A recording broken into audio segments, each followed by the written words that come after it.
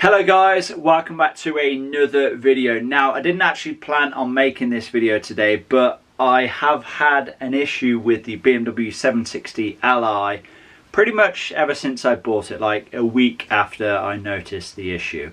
And yeah, I thought today, you know, there is one thing that I can check to see if it will maybe, I don't know, solve the issue.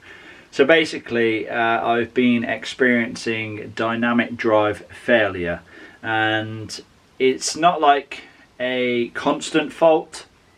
It really only sort of pops up on the dash when you're doing like a spirited drive and you do like some sharp turns, and I guess that's where the dynamic drive system sort of comes into play. If you don't know what dynamic drive is, it's basically where so it controls your anti-roll bars and it keeps the car steady. So it basically eliminates body roll, which is what it does.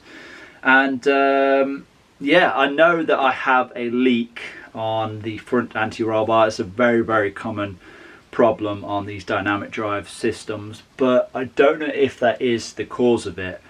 I think that the fault could actually lie with the valve body, which is kind of tucked away behind one of the wheel arches. And yeah, today really, I guess I want to just sort of, you know, have a look at the valve body itself, see if I can, you know, notice anything obvious. You know, are we going to find some chewed wires? Are we going to find, you know, a huge mess? I don't know. I guess we'll sort of wait and find out. But yeah, without further ado, let's get outside and let's get cracking. Okay then, so as you can see, the car is up in the air, and let me just show you that leak that I was talking about on the front anti-roll bar. So obviously, with this being the dynamic drive anti-roll bar, it's quite a bit more complex. So you have this unit here, and I believe this is where it's leaking from. There's kind of like a seal, one there, and then like another one there. And yeah, it's, you know, it's pretty wet, and this is like fresh as well. I have cleaned this like a bunch of times, but yeah, it still does seem to be seeping out. So yeah, I kind of want to fix that at some point, but whether or not that is our issue, I'm not really sure. But today I want to try and access the dynamic drive valve block, which I believe is behind this trim piece here. So this is the driver's side. If you're in the US or, you know, pretty much any other country, it will be the passenger side, but it is the right side of the car. And yeah, we have this trim piece here that we can remove, just held in by a bunch of 8mm self-tapping screws and a couple of these push rivets. They just, you know, you just kind of have to push the center out, and then that should pry away. But once we have this removed, we should then be able to see the valve body itself. And I don't know, are we going to see something obvious? Are we going to see some broken cables? Are we going to see, you know, a huge mess? I don't know, but yeah, this is going to be a first for me. Now, if you have a look at these screws, in my case, these look very rusty, so I'm going to spray them with some penetrating fluid just to give us any chance of removing them.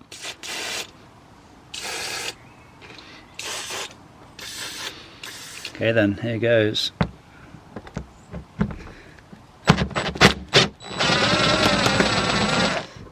First ones came out fairly easy.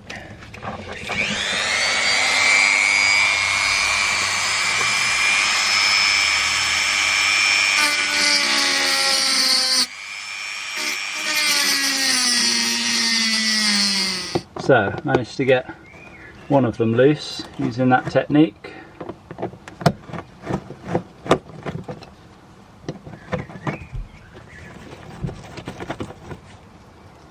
Just cut a little slot in the top.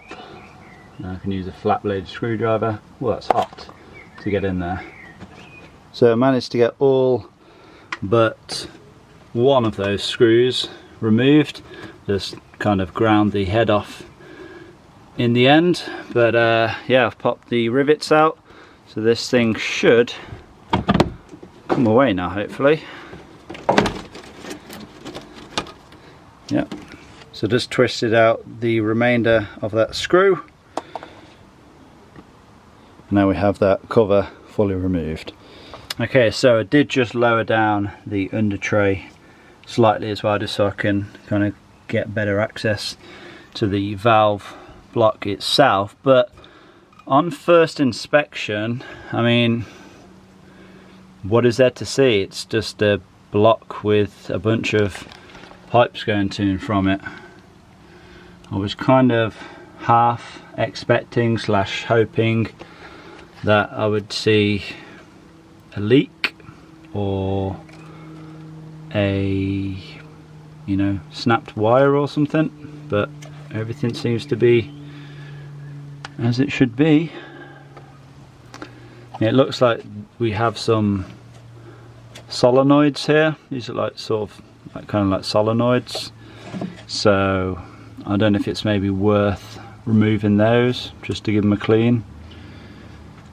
Okay, so I've just gave everything a bit of a clean just so we can kind of see what we're working with a bit easier. And yeah, I think I'm going to go ahead and remove those solenoids. I mean, I'm not expecting to, you know, remove them, clean them, and then everything's going to be working as it should.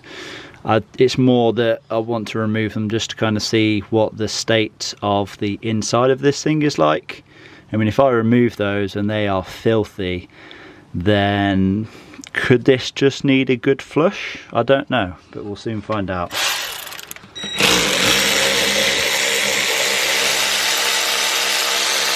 Okay, so managed to get one of the solenoids removed, and yeah, it's kind of all just pouring out now. I didn't expect that at all, to be honest. It looks pretty clean to me. May as well remove the other solenoid as well. I guess we're doing a power steering fluid flush, or at least a partial one. So I thought before I reinstall the solenoids, I'll just give them a quick clean with this electrical contact cleaner. And yeah, if they were dirty, they now are not. Okay then, so as you can see, the solenoids are now reinstalled. And yeah, like I said, I didn't really plan on doing a power steering fluid flush today, but I guess we kind of have done one now. So yeah, I need to fill up whatever we have just drained out. Okay then, so I have reinstalled this trim panel, I've reinstalled the under tray as well. Now all we need to do is get the wheels back on, get the car back on the ground, and then we can start refilling the power steering fluid, because this should be completely empty. Okay, so just ignore what I just said about getting the car back on the ground. We will put the wheels back on, but when it comes to bleeding the power steering fluid, like, you know, bleeding the air out of the system, it's actually easier to have the car up in the air, because essentially you need to turn the steering wheel lock to lock, and it's obviously going to be a lot easier doing that when the car is in the air as opposed to, you know, being on the ground. So we'll keep the car up in the air for now. Okay then, so next thing we need to do is get the power steering fluid reservoir filled up to the max mark. And I just want to make a point that, you know, when you are doing a power steering fluid flush, you should actually change the reservoir, the tank as well, which I am going to be doing, just not now. I'll be doing that at a later date when I do a full power steering fluid flush, but obviously we just want to get it back up to the correct level for today, and then whatever the outcome, we'll see what happens. But yeah, let's get this thing filled up to the max anyway. And it's important to note that this takes CHF 11S fluid, not ATF fluid. So yeah, let's start filling it up. So I'm not too sure how much we drained out, but I would say it's somewhere between 1 and 2 litres. Now I do have 2 litres of this stuff, so we shouldn't run out. The idea is that you fill it up to the max, you then start the engine, turn the wheels lock to lock, and then you have to continually add fluid until it stays at the max mark. that's about a litre added so far. And it's actually just past the max mark, but I know it's going to go down somewhat, so yeah, I'm happy that we can start the engine now. Okay, let's get it fired up.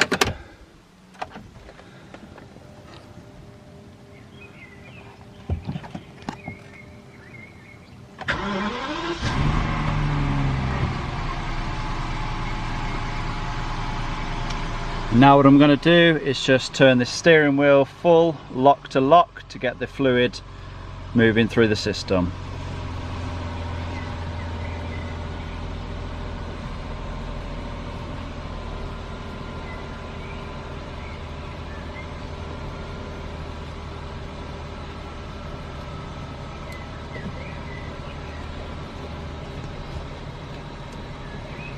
Now I'm just going to switch it off and then see what level we are at.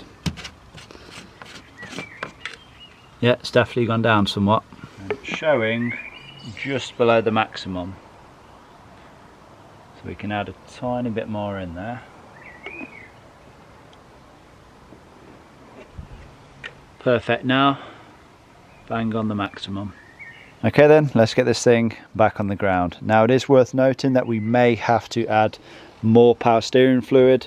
We'll probably take it for a drive and then see if this level goes down. If it does, then we will top up as required.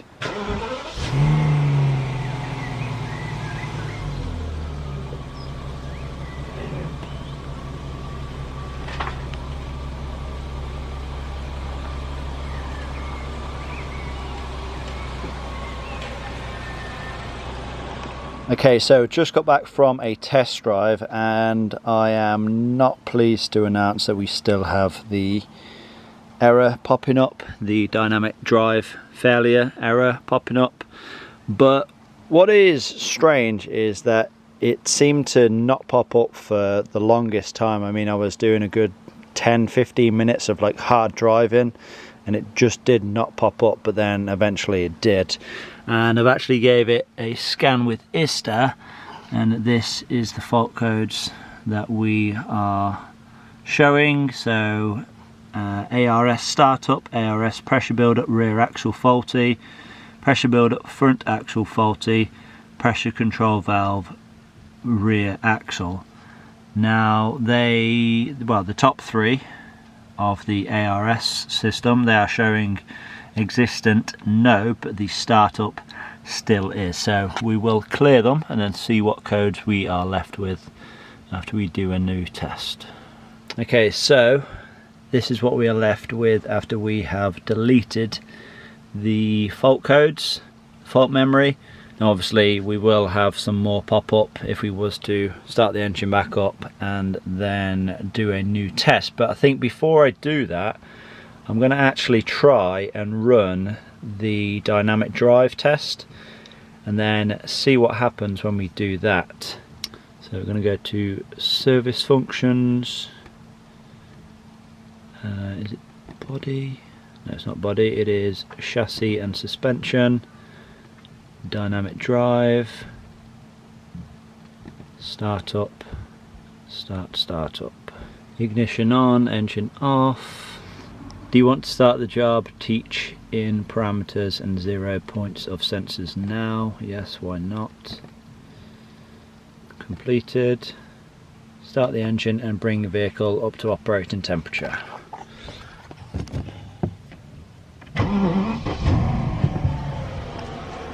Continue. Okay, let's close the doors. And then continue. Do you want to start the startup procedure now? Yes, I do. Continue.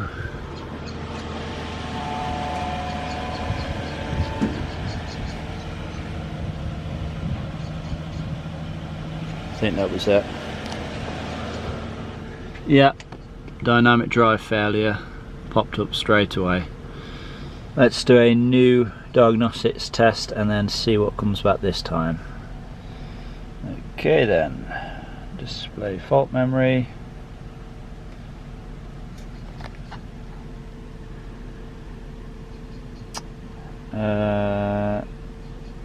pressure build up, front axle faulty, ARS startup. They're still showing the same sort of fault codes. Front axle pressure build up too slow, or front axle characteristic curve incorrect, or front axle pressure sensor faulty. Could it be the pressure sensor then? Visually inspect hydraulic lines, front axle circuit, pressure circuit. Was a leak found? I mean, there is a leak on the anti-roll bar system, whether or not that has anything to do with it. Repair leak, which we can't really do at this point. And then a startup procedure must be carried out after opening the ARS hydraulic system. The startup procedure includes learn sensor parameters, teach the sensors 0 point. This task can be found under service functions. So apparently the fault code, which is to do with the front axle pressure, we have 3 possible causes. So it's either front axle swivel motor, front axle pressure sensor, or the tandem pump. And yeah, I'm not so sure it's any of those, to be honest. And that's so it's saying that it's likely one of those if we don't have a leak, which we kind of do have a leak, so we're not going to know if it's the leak or if it's one of these. But yeah, it's basically just saying go through and just replace each and every one of these parts, which you're talking a lot of money for. So yeah, it's fun. Okay then, so there we go. We're kind of none the wiser as to what is the cause of our dynamic drive failure. And yeah, it's kind of a bit disappointing, to be honest, because I really thought that I'd fix the issue. You know, I took it for a good spirited drive, like I said, good 10, 15, 20 minutes. I was driving it hard, you know, I was doing some sharp turns and all the rest of it, and I could not get that error to pop up. And then, you know, I got close to home and it wasn't even a relatively sharp turn. It was like a very, you know, sort of like it was a flat corner basically, and yeah, then it just popped up randomly. So I was like, oh no. So yeah, a bit strange, very disappointing. I mean, have we sort of, you know, improved the issue? I don't know. I mean, is it gonna sort of pop up less frequently now that we've done the power steering fluid flush? I don't know. I really do not know what the issue is. Could it be, you know, due to the fact that we have the leak in the anti-roll bar? I don't know. I mean, that definitely needs fixing, so I guess that would be a good place to start. But if you guys have any clue whatsoever, because this is a potentially very expensive fix, and I do definitely want to get it fixed, you know, whether or not I keep this car or if I sell it on, I will not be you know, keeping this issue as it is. I will fix it, you know, rest assured. But yeah, guys, if you do have any clues, please do let me know in the comment section below. I'm going to leave this one here then. I hope you all have enjoyed it. Please give it a like, leave a comment down below, subscribe if you have not already done so, and I will see you all in that next one. Peace!